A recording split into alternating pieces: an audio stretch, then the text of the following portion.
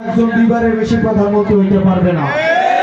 মানে হচ্ছে তত্ত্বাবধায়ক সরকার নির্বাচন হবে না। মানে হচ্ছে স্বাধীন কর্ম কমিশন থাকবে। তার মানে আগামী নির্বাচনে আমরা কোন ভোট দিব? তোমরা যেহেতু কিছু করে খাইতে শিখো নাই, আমরা তোমাদের কর্মসংস্থানের ব্যবস্থা করব। প্রয়োজন আমার খাবারটা থেকে অর্ধেক তোমারে দিব। তুমি আমার ভাই, তুমি এতদিন খারাপ পথে ছিল, অন্যায় করেছ, এখন হেদায়েতের পথে চলে আসো। এতদিন ধান্দাবাজি করছো, চাঁদাবাজি করছো। 12 তারিখ সূর্য ডুবার সাথে সাথে তোমার এই ধান্দা এবং চাঁদাবাজির সূর্য ডুবে যাবে। 13 তারিখ দেবিদ্বারে নতুন সূর্য উঠবে। সেই সূর্য হচ্ছে ব্যাংক থেরাপি ঋণ মুক্ত সূর্য। সেই সূর্য হচ্ছে চাঁদাবাজ মুক্ত সূর্য। সেই সূর্য হচ্ছে শুধু উন্নতির সূর্য।